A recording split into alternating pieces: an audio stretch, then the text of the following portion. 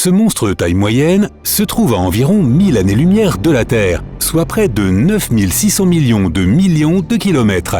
À l'échelle de l'univers, c'est juste à côté. Ayant plus de 4 fois la masse de notre Soleil, il est entouré de courants de gaz. Un par un, les fragments gazeux envoient les dernières éruptions lumineuses avant de disparaître à l'intérieur. Et ce sont là certaines des émissions les plus brillantes de l'espace. Il y a 2 étoiles à proximité, l'une en orbite autour du puissant objet spatial et l'autre se déplaçant autour de cette paire inférieure. Les scientifiques pensent que ce trou noir, récemment découvert, pourrait être le plus proche de la Terre. C'est aussi le seul système avec un trou noir visible à l'œil nu. Bonne nouvelle, tu vas le visiter tout de suite. On va de plus en plus haut dans l'atmosphère et bientôt la Terre se transforme en une glorieuse sphère bleue.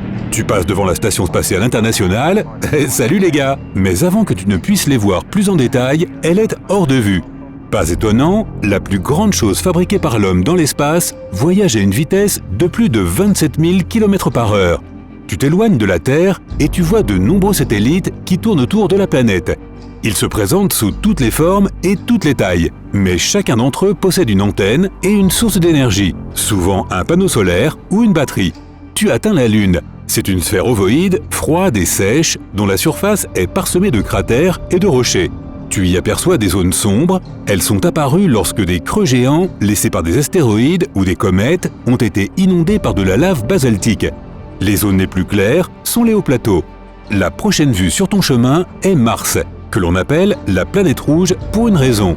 Elle est couverte d'une fine poussière rouge orangée qui ressemble à du talc.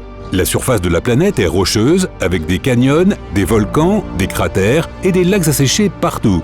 Tu repères une tempête de poussière en mouvement. On dirait une énorme tornade. Mais c'est une tornade relativement petite. On peut voir une grosse tempête depuis la Terre.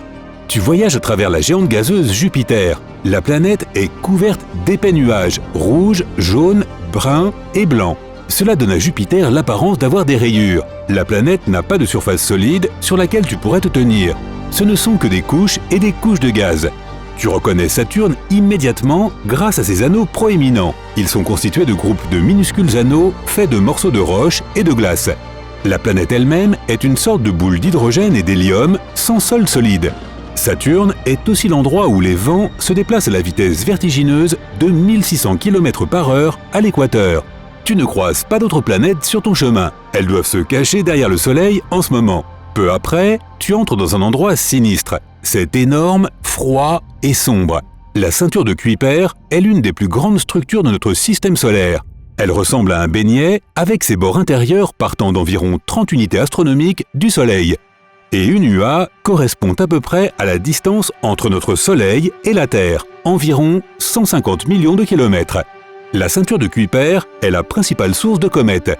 Des centaines de milliers d'objets dans cette zone ont une taille de plus de 96 km. Certains d'entre eux ont même leur propre lune. Bien au-delà de la ceinture de Kuiper, on se déplace dans le nuage de Oort. C'est une énorme coquille sphérique qui entoure le système solaire et s'étend sur 5 à 100 000 unités astronomiques. Tu peux comparer le nuage de Oort à une bulle à parois épaisses composée de plus de 2 billions de débris spatiaux glacés. Les plus petits de ces corps spatiaux sont aussi gros que des montagnes.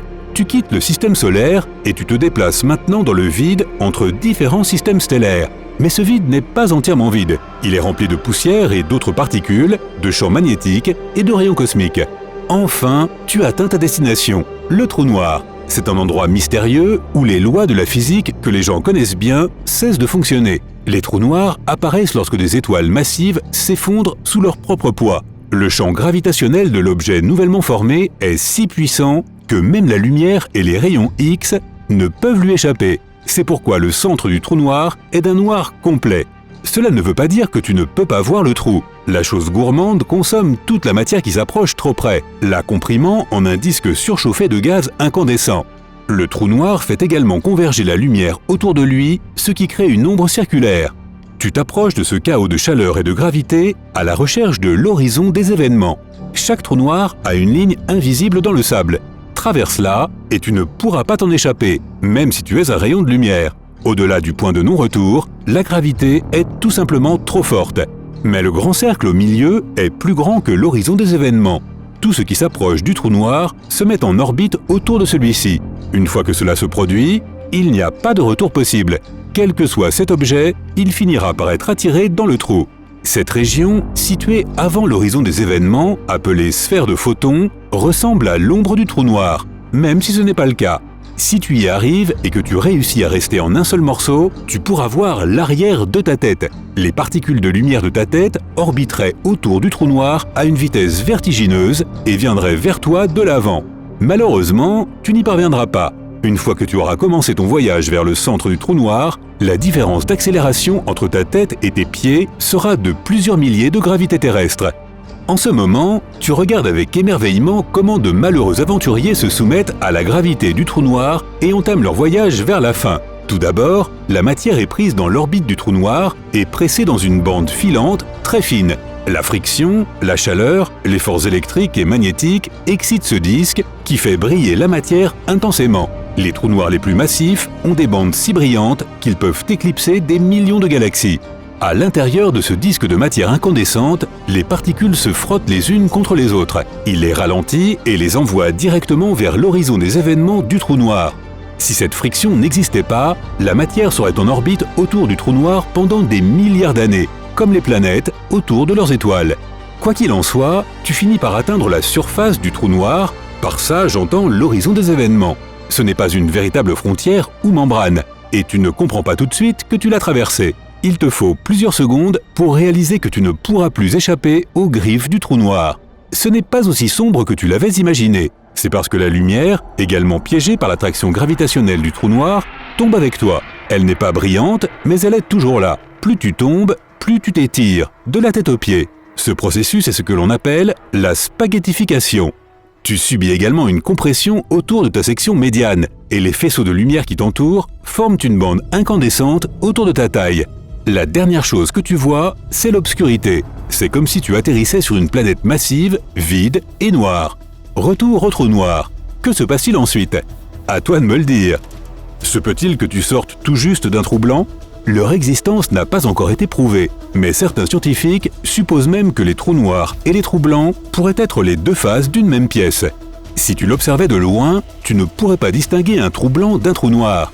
Il tournerait, il aurait une grande masse, même s'il était aussi minuscule qu'un atome. Un anneau de gaz et de poussière l'encerclerait.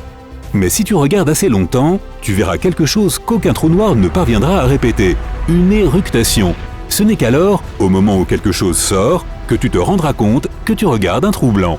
C'est comme si tu regardais une inversion du temps d'un trou noir. Et alors que l'horizon des événements du trou noir est un point de non-retour, dans les trous blancs, c'est une limite de non-admission. Rien ne peut entrer à l'intérieur, ce qui rend les trous blancs encore plus mystérieux que leurs frères et sœurs noirs. Mais même si les trous blancs existaient, ils ne dureraient pas longtemps. Ils s'effondreraient en trous noirs. Je ne sais pas toi, mais j'ai mal au cerveau maintenant. Il faut que je m'asseye.